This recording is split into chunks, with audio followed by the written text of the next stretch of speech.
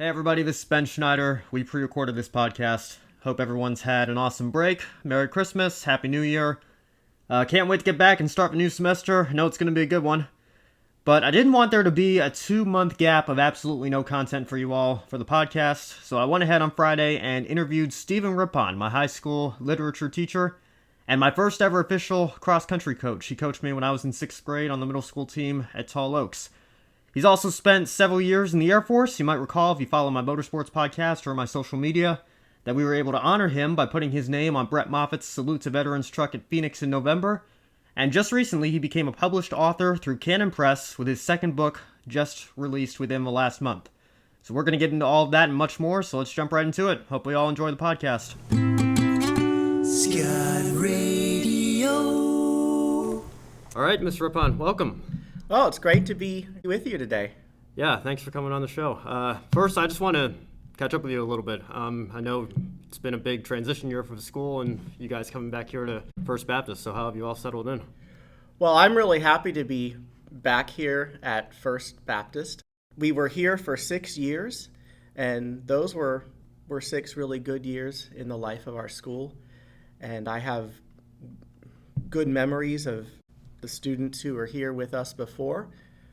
So I'm back in my same classroom, and so are most of our upper school teachers. So in a lot of ways, it feels like going back to a home where we were for a long time. Has it been a good year for everybody? Yes. I think that the events of this past year brought us closer together as a school when we had a test of our identity, and the families that remained all had to chip in a lot of effort to prepare this building for us to be in it again, to move furniture from the school in Cape Henlopen that was giving up their furniture. So it was a great effort where lots of people were involved, and I think that sort of thing drew us closer together as a community. So it's created a lot more of that sense of a family that we had in the earlier years of our school. So the heart and soul of the school is stronger than ever. Yes, I would say that. That's a good way to say it. That's great to hear. Well, I want to start by asking you about your time in the Air Force. If you listened to my motorsports show, you might have recalled very briefly when the NASCAR Truck Series came to Phoenix, we had something special, an opportunity to come up with Wounded Warrior Project where we could put a veteran's name on Brett Moffat's truck, and I chose you. So very cool to see your name riding along with them. Well, yes, I was greatly honored that you put my name on their truck. So that was a really neat thing, a really great surprise. So thank you for doing that. Yeah, of course. And I asked your wife, Mrs. Rippon, what your rank was. So I know you're a captain, but aside from that, I know you did time in the military, but I don't know very much about it. So if you could maybe just explain what your journey was to get there, and what your experience was like serving in the Air Force. Well, sure. I can start by talking about how my father was in the Air Force. And so when I was born, my father was going through navigator school. He was training to be a navigator on the KC-135 aircraft, which is an aircraft that is like a flying jet tank that refuels other aircraft in midair. And so that was his work in the Air Force for the first part of his career. And so he was stationed at Mather Air Force Base, California, and I was born there. So as I was growing up, I grew up as an Air Force dependent, where we lived in California, and then at Wurtsmith Air Force Base, Michigan, at Barksdale Air Force Base, Louisiana, Andrews Air Force Base, Maryland. Then in Hawaii, there was a joint assignment at that stage in my dad's career. He was working in the Pacific Command along with other services in a staff assignment. Then I finished out my high school years in Louisiana, and my father was stationed at England Air Force Base in Alexandria, Louisiana. So the Air Force runs in my family. And so when it was time for me to look at what I was going to do when I graduated from high school, one opportunity that was in front of me was the chance to go to a service academy. My father did not go to a service academy. He went in through the officer commissioning school. He went to Frostburg State College out in Western Maryland, and he realized that he was very likely to get drafted to go to Vietnam. And so he decided that he would have a lot more chance to control his destiny if he went ahead and went into the Air Force on his own initiative. And so he did. And so he went to officer training school, and that's how he got into the Air Force. Now, for me, I wasn't sure what I wanted to do. I didn't have any real firm sense of where I wanted to go to college, what I wanted to study, what I wanted to do with my life. But I did appreciate the life that we had had in the Air Force that I had seen growing up around Air Force bases. And I appreciated how the Air Force, and this is true of the other military services too, had this sense of family. It turned out that there were things in the Air Force where we talk about how it's a small world, but as you move around from base to base in the Air Force, you see some of the same people again. And because you are moving every few years, you really need to reach out and make friends with the people. And because oftentimes you might be going through hardships together, you also draw very close together. So the Air Force has this sense of cohesion because of the shared hardships that bring you close together. I appreciated that culture. I appreciated the structure, the sense of family, the sense of belonging. So that was all part of it. When I was looking at places to go for college, I also got accepted to West Point in my senior year, as well as to the Air Force Academy, and then to a couple of other schools that were closer to where I was, to Baylor University and to a couple of state schools in Louisiana. So I decided to go to the Air Force Academy, and that was, looking back on it, a really good start to my life. I look back on it, and and especially in light of things like Veterans Day and being honored for my service, I look back on my own motives going into it, and my motives, I wasn't necessarily thinking about, here's how I can serve my country.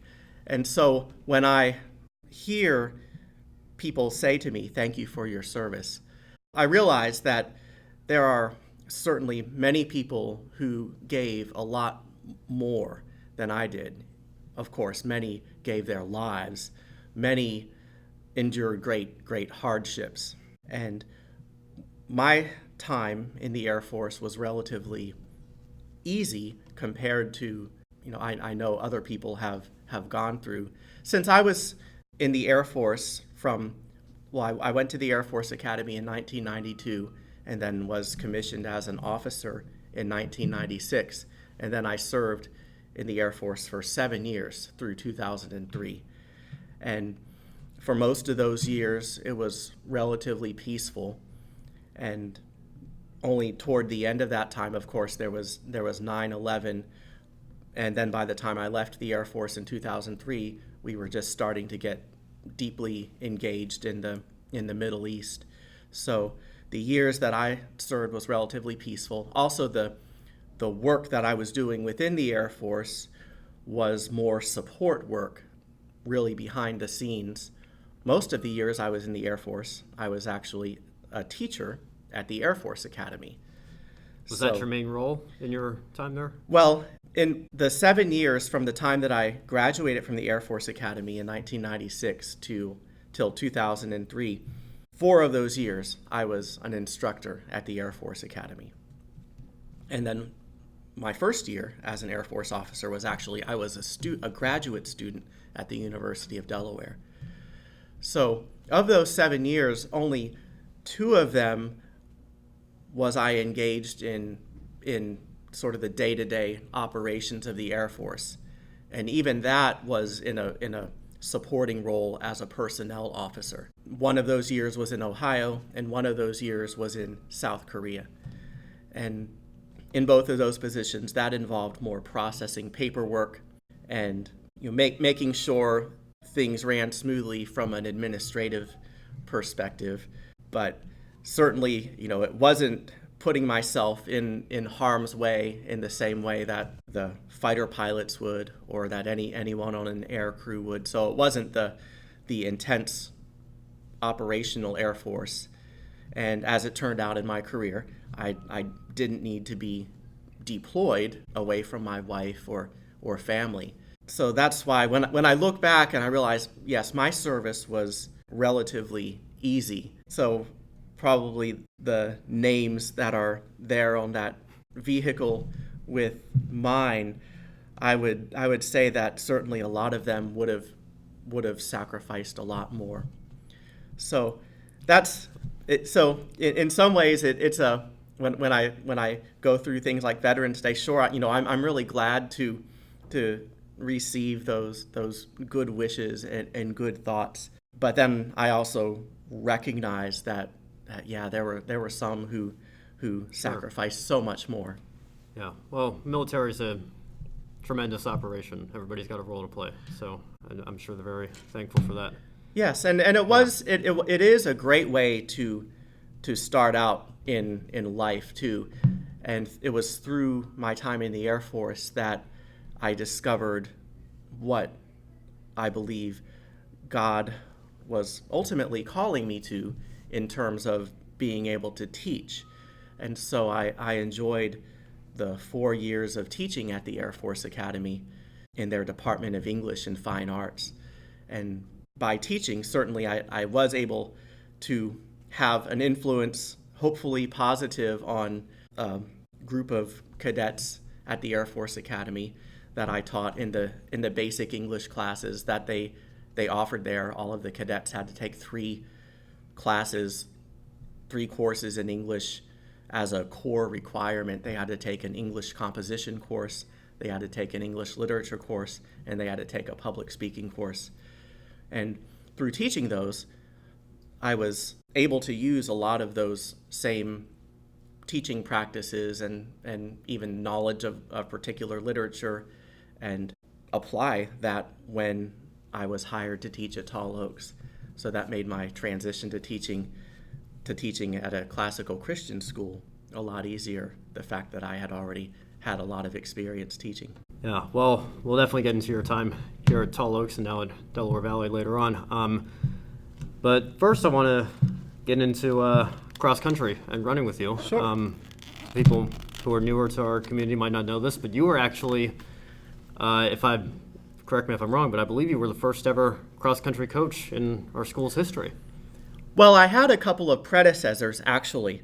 So when I first came to Tall Oaks in 2007, a colleague of mine had a running club, Mrs. McGeehee.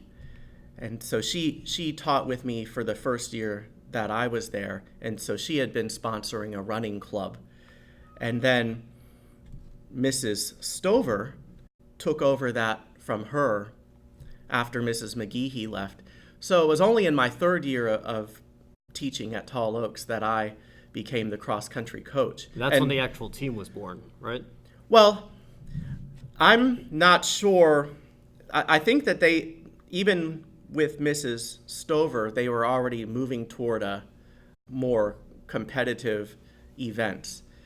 And then, so it was in my 3rd year that I became the coach. So I'm not sure exactly how things were before I came on board with that. So we had some very talented runners in that era. So we had Matt Hobbs. Sure. And you remember him. So he was a gifted runner, and he was a senior in that first year of my coaching cross country. And then we had Caitlin Stover, who was a very, very talented female runner, and we had a lot of younger runners as well who were coming up through. So it was a good time to have to start as coach of that of the Tall Oaks cross country team. What do you remember from that first year? Well, I remember that first year we were meeting, our school was meeting in the Faith City Family Church. We were outgrowing that building, and so we were looking for another building to go to. We had our practices at the Newark Reservoir. That's still a really good place to run. In order to get to it, it was a little bit of a drive, about 15 to 20 minutes from where our school was located. And then there's a parking lot. But then in order to get up to the reservoir itself, there is a steep incline of about 3/10 of a mile to run up to it. And then to run all the way around the reservoir is 1.1 miles.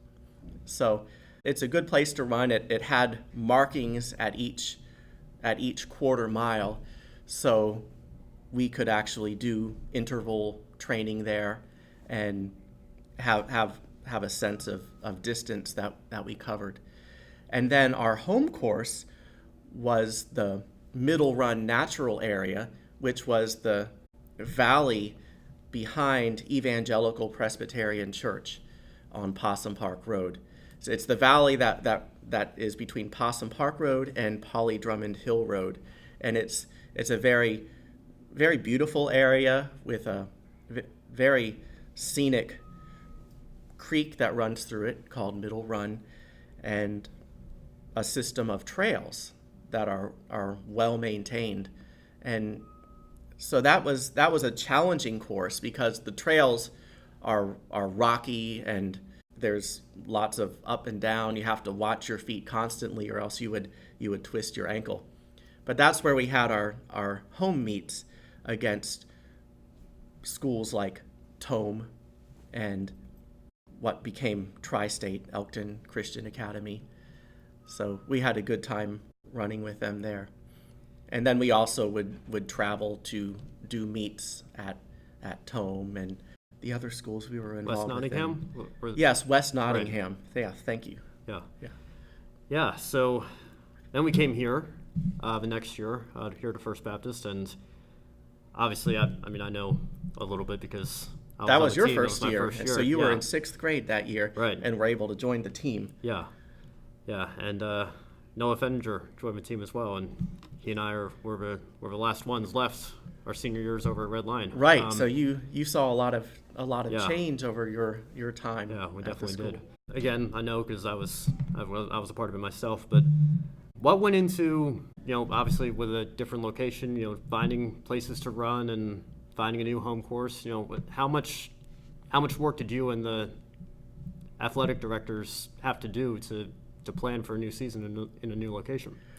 Well, Mrs. Shaw, Louise Shaw, bought a measuring wheel so that we could get a precise distance for our course.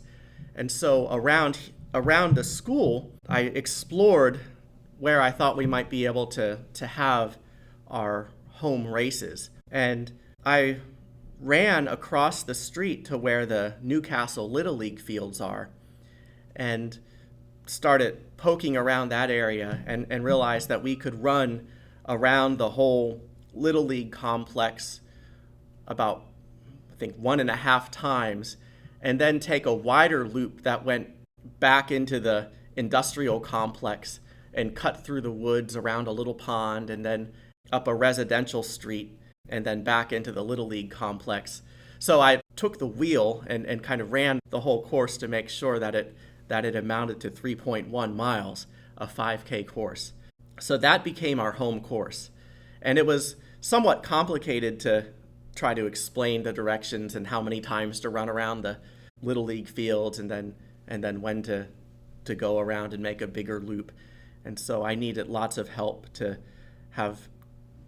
guide people so that they didn't get lost. So that was our home course that second year that I was the coach. And that was actually my final year of being the cross-country coach. But I think that was also a successful season. Our home course was flat. It was a successful season in that we got a lot of new young runners like you and Noah, and I know that even maybe Aaron Weber Right. and Calvin Pizzoni. I'm not sure. Not yet. Okay, maybe Yeah. I'm yeah. Sure, yeah. Laying them on who joined Conna later. Turley ran. Conna Turley, and, yes. She played volleyball the next year. Calvin didn't join until a little bit later. Okay. But, yeah, and then Aaron went off to play soccer and further pursue a baseball career. But yeah, it was fun running with my classmates there, and I know we had a lot of good teammates as well. So yeah, as you mentioned, it was your final year. Did you take on extra classes here, or did it just become too much for you? What caused you to step down? Well, certainly it was a lot of work. I think, if I recall correctly, it was that we were going to have a new athletic director to replace Mrs. Right. Shaw. Mark I Underwood, really yep. enjoyed working with Mrs. Shaw and was very comfortable working with her.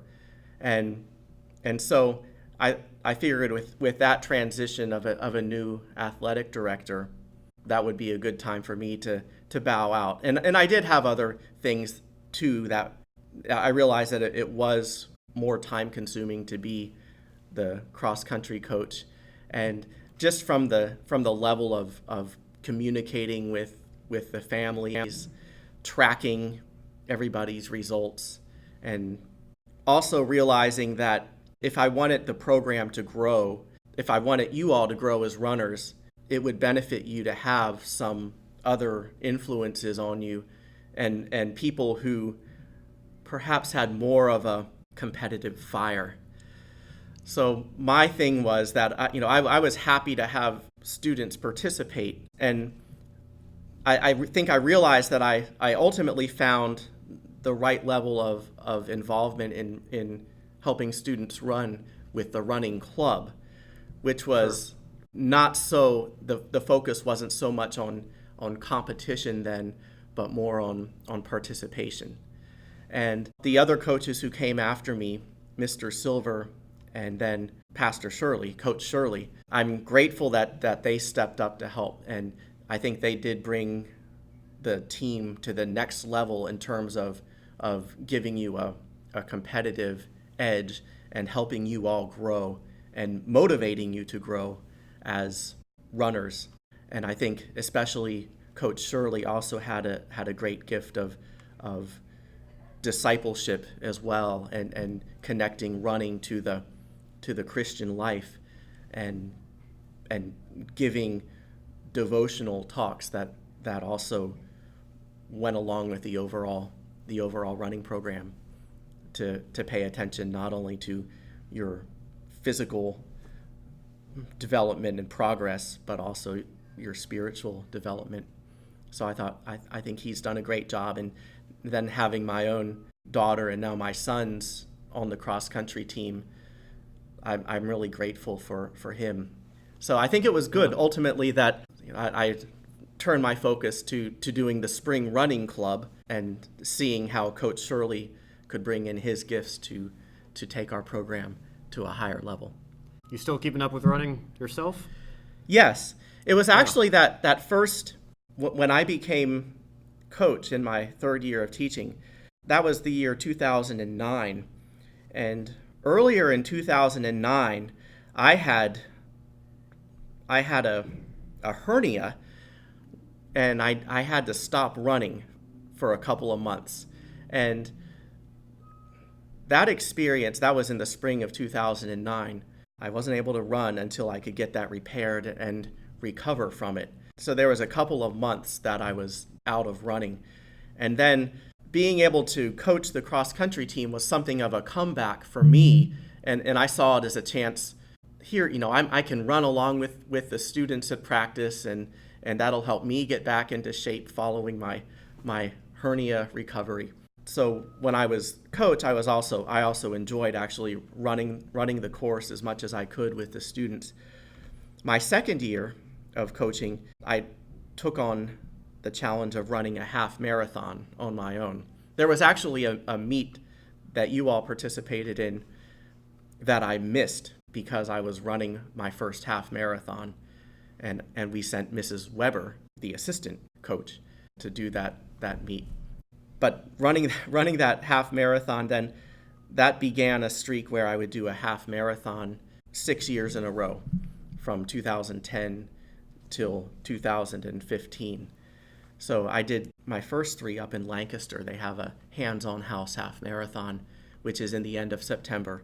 And then in the years 2013, 14, and 15, I did the Wounded Warrior sponsors the Monster Mash half Dover, marathon right? in Dover. Yes, and that was one that I remember running. And your dad he also ran. I think he ran. He did full marathon. Right, he did a half marathon, or did he actually did a full marathon? Was that his first year? The first year he did that race. Right. He came back the next year and only did a half. But And if I remember correctly, he also did it in 4 hours. yeah, Which was amazing. 3:59. Yeah. I mean, He got in just barely- under 4 barely hours. yeah, but So I was very impressed with that. So I did a total of 6 half marathons in that stretch after I had my hernia surgery and recovered. And then in 2017, it was my goal to do a full marathon, my first full marathon. And I entered the Baltimore Marathon, which was in October of 2017. So that was the only marathon that I've done. Now, my goal had been, because your father did the Monster Mash marathon in Dover in 4 hours. And so I felt like I should be able to do a 4-hour marathon as well. Because, in a lot of the races that we've run locally, some of the other 5Ks, your dad and I have been pretty close. Usually he's beaten me. There's been a couple of times when I've managed to finish ahead of him. But I felt like I'm pretty close to him in terms of my speed. But I wasn't able to do the Baltimore Marathon in under 4 hours. It actually took me 4 hours and 42 minutes. So that marathon, I did the half marathon, and I was already off pace by the halfway point, and did 2 hours and 2 minutes. And then in the second half, the day warmed up, and I was overcome by cramps in my legs around mile 23. And I had to walk much of the last 3 miles. Whenever I tried to start running again, my right leg behind my hamstring seized up. So I had to just walk my way to the finish line. well, just finishing one of those races is an achievement in and of itself. So Well, I was very, very pleased at the end just to have finished it, and I was grateful for that too. And so I do hope to do a marathon again, and I need to figure out how to, once I get up into those into the past the 20-mile mark, especially, how to avoid getting seized with cramps. yeah, so I mean, you mentioned Katie's running, and Yes. I guess your sons have taken it up too. Yes. So this past cross country season, as you know, in our first season as the Delaware Valley Classical School Titans, Coach Shirley is now coaching both the varsity team as well as the middle school team. So our daughter Katie started running when she was in 9th grade, when we were with Red Lion. So she was running as part of the Red Lion team, and I think that year you were a senior right. and her first year. So she had a good experience, and then in 10th grade she greatly improved her speed. Her 11th grade year she had an injury. She had problems with her hips and needed to take over a month off of the season. And then in her senior year she came back and was almost, but not quite as fast as she was in 10th grade. So she's stuck with it, and I admired her perseverance. So especially in her difficult junior year. Yeah, I know she's looking at UD, right? For college. Yes. She's interested in studying physical therapy or nutrition. She had a lot of experience because of her injury during her junior year, going to a physical therapist at AI DuPont Hospital, and I think she really respected the professional atmosphere. I think she really likes having a structured program. So she was talking about doing physical therapy, though I think now she's leaning more towards nutrition as her major. And the University of Delaware has a good program in both of those areas. So has she looked at opportunities to continue running too? I don't think that she'll continue running, at least on a team. I think she does enjoy being in shape and working out. So she'll continue remaining physically active. And that's good also because she does have cystic fibrosis. And one of the best things that people can do is to remain physically active with that disease as long as they can. So she is aware of that, and she is really trying hard to maintain her level of activity. Yeah, that's great. Well, I want to get into your own academic path here. I know you've mentioned when you came to Tall Oaks. I think your family's first year was also my family's first year. That's right. So before we get into that, just tell me, I know you're a literature teacher. I think that's probably your main passion. Tell me how you got interested in that and ended up going down the path to become a teacher.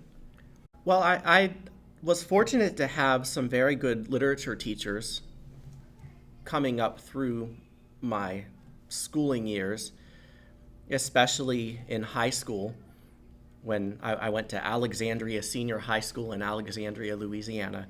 And my first year there was my 10th grade year. I had a teacher named Mrs. Hemingway, and I think she's no relation to the famous author Ernest Hemingway. But in her class, I had the opportunity to read for the first time Homer's Iliad and several other great works of literature that year. So she modeled enthusiasm for reading literature, not just literature that was assigned in school, but reading on our own. I remember she told the whole class about how she and her husband were reading a lot of Kurt Vonnegut. Kurt Vonnegut he was well known for his novel Slaughterhouse-Five, which was a novel based on Vonnegut's own experience in World War II. So I began reading a lot of Kurt Vonnegut based on Mrs. Hemingway's recommendation. And I realized that it was really, I really enjoyed reading serious literature and literature that raised questions about difficult issues like war and what does it mean to be a human being.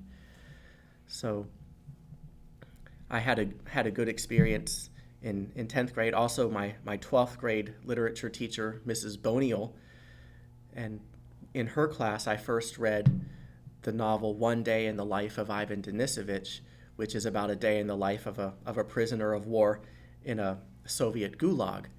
So some of these works then I'm even now are among my favorites to teach, but I remember experiencing them for the first time when I was in high school.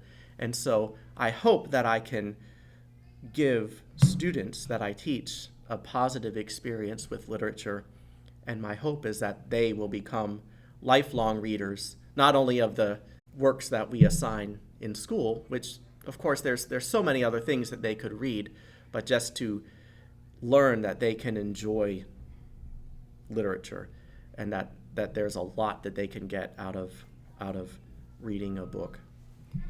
Yeah, so tell me about how you were led here to Tall Oaks.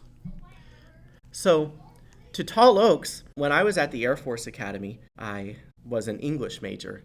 I wasn't sure I wanted to be an English major when I went there, but I didn't have to decide until my second year there, my sophomore year, or as they called a third class year. At the Air Force Academy, they had an extensive core curriculum that involved a lot of math, a lot of engineering, and I got a taste of all of those sorts of things. But when it came to choosing a major, I decided that I'd much rather spend my time reading books than spending my time in a lab or writing programs.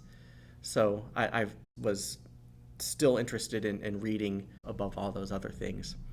And I succeeded as an English major, and to the point where upon graduation, they gave me an opportunity to go to graduate school, and that would be my first assignment upon graduation, was to get a master's degree at the University of Delaware. So when I graduated, I went to the University of Delaware. And so that's what brought me to Delaware for the first time. And I got a master's degree in English literature, and also got involved in Evangelical Presbyterian Church and made very good friends there, and ultimately met my wife through connections at the church. And she was also a graduate student at University of Delaware. So that connected me to this area, so that when I left the Air Force, it was very natural for me to come back here. Now, when I left the Air Force after 4 years of teaching in the English department, I wanted to go on to more education. I wanted to get a theological education. I was realizing that while I had a master's degree in English literature, I realized that my understanding of theology was still not quite as up to par as I wanted it to be, and I needed to do further study. I think in order to understand the scriptures more, in order to, I think, to get to maybe a deeper level of understanding them, but also I wasn't really sure what I wanted to do with a theological degree. So, of course, a lot of people go to seminary to prepare to be a pastor. Others might go because they want to become an academic within the discipline of theology and become maybe a professor or teacher of theology. So I studied at Westminster Seminary, and I looked into opportunities that would come through that. I did some different things. I helped out at church. I got opportunities to preach. I spent a couple of summers doing clinical pastoral education at Christiana Hospital, looking into hospital chaplaincy. However, the door that still seemed to be the most open to me in terms of what I could do with my life was teaching. I had met Mr. Post, our headmaster. I had contacted him when I came to Delaware in 2003, when I was starting seminary, because I was looking for some part-time work, and I was thinking that it might work out for me to teach a class part-time at Tall Oaks and then to commute to seminary. And so I talked with him then, but it turned out that the schedules didn't work out. But then the spring that I graduated in 2007, I came back around to considering, well, maybe when I graduate, I should teach again. It was a really anxious time for me that year, 2007, because it was, now that I was coming to the end of my degree program, the Master of Divinity program at Westminster, I wasn't sure what I was going to do. So I looking into a lot of different things. It was at the same time that my daughter Katie, who was 4 years old at the time, we were trying to think about what are we going to do for her and her schooling. She would be entering kindergarten. So we visited Tall Oaks, and they were having an open house that day, and Mrs. Bauman took me on a tour around the school, and we went to the kindergarten class, and I was very moved how even in kindergarten they could sing all 4 verses of A Mighty Fortress Is Our God, with having been taught by Mrs. Post. I was very moved to see that. It also turned out that their literature teacher was going to go on to do some other work and was moving away. So there was an opportunity for me to apply for the job, and I did. And so that's how I ended up at Tall Oaks. Even that first year, I wasn't sure whether it would work out. So I was still thinking about, well, maybe I should look into pastoral ministry or hospital chaplaincy. So I was still kind of keeping my eyes open for other opportunities. I wasn't really sure whether this teaching would work out. But now it's 13 years later, and I'm still with the school. So, yeah. Well, I know you've taught several different classes, not just yes. literature. What's your favorite area of academics? What's your favorite class that you've had to teach throughout all 13 years?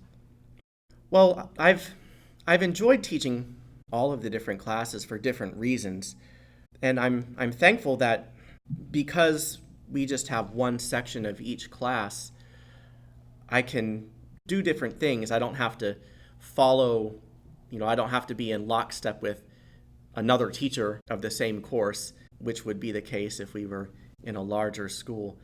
So I've had a lot of flexibility in being able to choose literature that is good and that I enjoy teaching. The class, I think, where I have the most flexibility in that regard is advanced literature, which is our senior course. When I first taught it, it was a combined junior and senior course because our classes were so small. So that first year, there were 9 students. Between the seniors and the juniors, there were 3 seniors and 6 juniors in that first advanced literature class that I taught. So I taught some works that had traditionally been in that course's syllabus, but then I added some of my own favorites too, like One Day in the Life of Ivan Denisovich by Alexander Solzhenitsyn. I also taught the Epic of Gilgamesh, which later I moved to be taught in classical literature, but originally I taught it there too. So I enjoy the advanced literature. Over the years, it's never played out the same way twice. There's always sort of a different sequence of literature that we do. Also, when I came to Tall Oaks, I was asked to teach the argumentation and debate class. I had not any experience with that. I had never been on a debate team in school, so the activity of debate was new to me. And so that was one where I had to kind of just learn it on the job.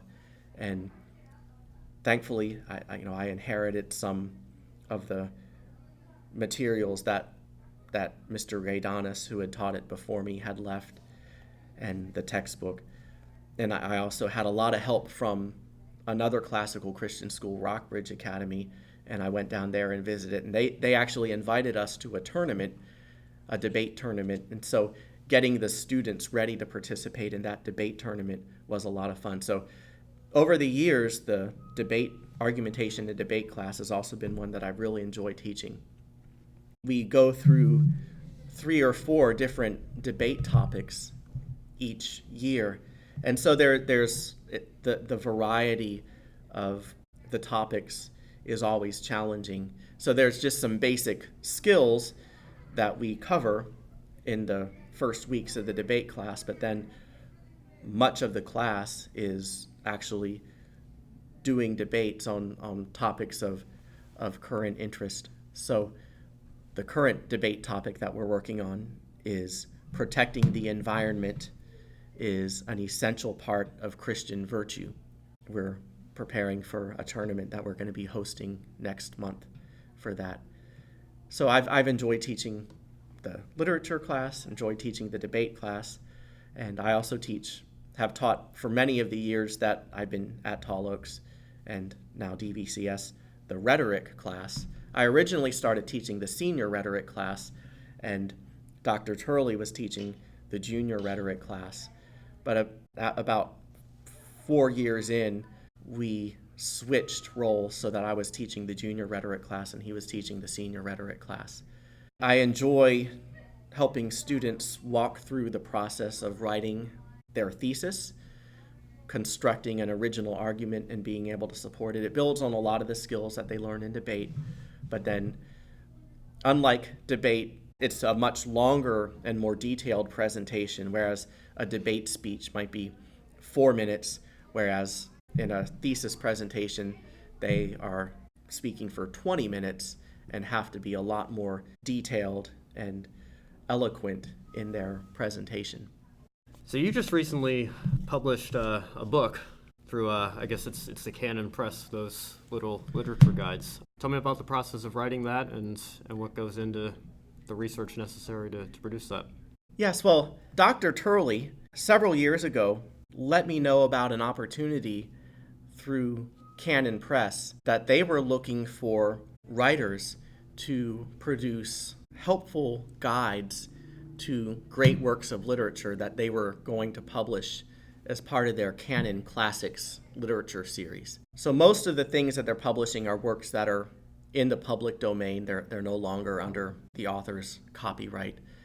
So they're generally older works. And Dr. Turley also knew that he was also working with me on a project that I had been working on for several years about an overall guide to Russian literature. As a teacher in the advanced literature course over the years, I had been incorporating a lot more of the Russian literature into that senior level literature course, as you remember. Right.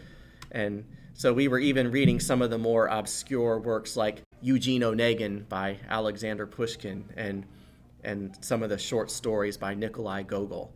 So I have been, and this is still a long-term project for me, writing an overall guide to Russian literature, and especially with attention to some of these lesser-known writers that are very important in understanding the development of Russian literature. Because when you think of Russian literature, you think of Tolstoy and Dostoevsky, the ones who wrote the massive novels like War and Peace and Anna Karenina and the brothers Karamazov and Crime and Punishment.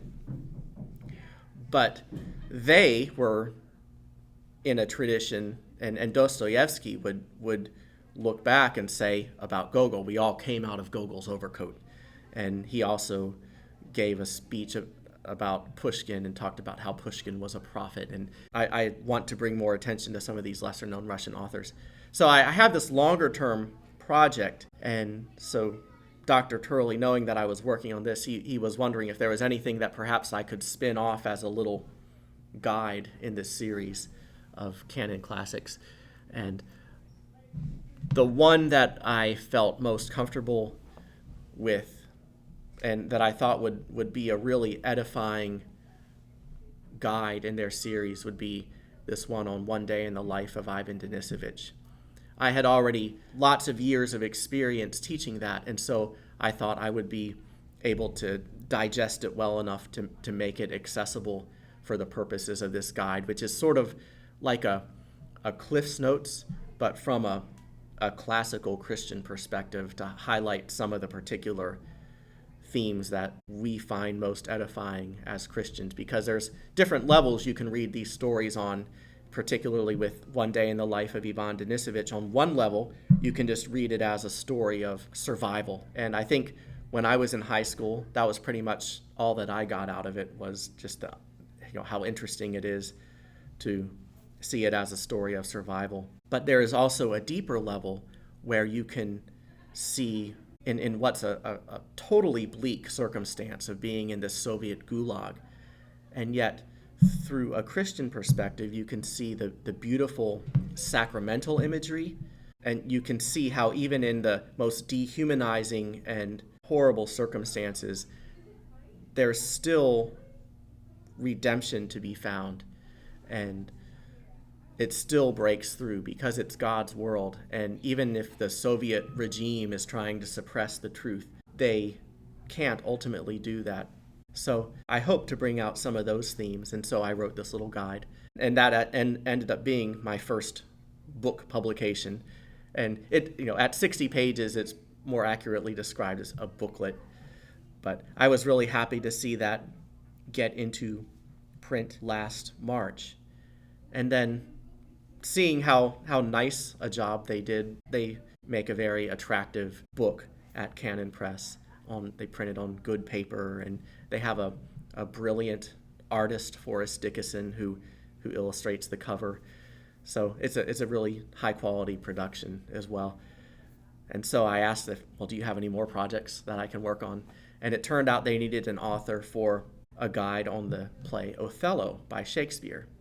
Now, that was a play that I had not taught since I was at the Air Force Academy. I had taught that back in 2002, 2003 in the sophomore level literature course. So I had to dust that off, reread it, and think about what edifying things I could say about that. That was my summer project, so I worked on writing that this past summer. And they were able to turn that around pretty quickly and produce it by November. So that was my second one, is this little guide on Shakespeare's play Othello, which is a really dark play.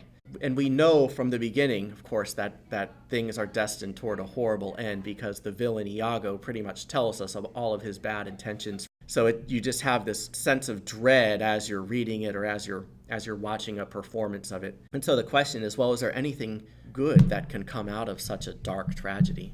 So that's the challenge that I try to bring out in what is helpful, what is edifying about such a dark play. So you're working on this guide for Russian literature. Is that your favorite genre? Yes, I'm very interested in Russian literature, even though I don't speak Russian. Now, my wife, she was a Russian minor, and she actually spent a summer abroad in Moscow. She was a great encouragement to me as I was reading a lot more of the Russian literature. She had taken more coursework on it when she was in college.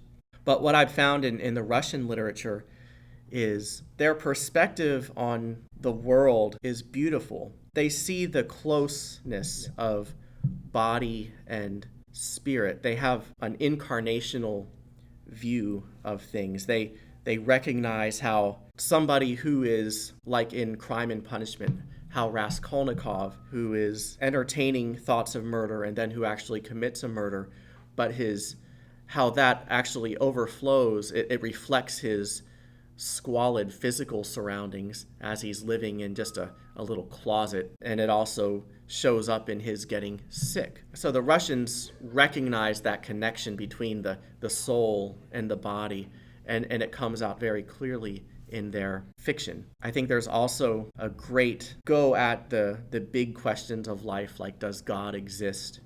What is the meaning of life? Like Tolstoy's story, The Death of Ivan Ilyich, follows a man who's just been trying to work his way up through the ranks as a lawyer and has just been trying to seek the next promotion. And then when he finally arrives and he's furnishing his house, he suddenly gets this illness, a terminal illness where he dies.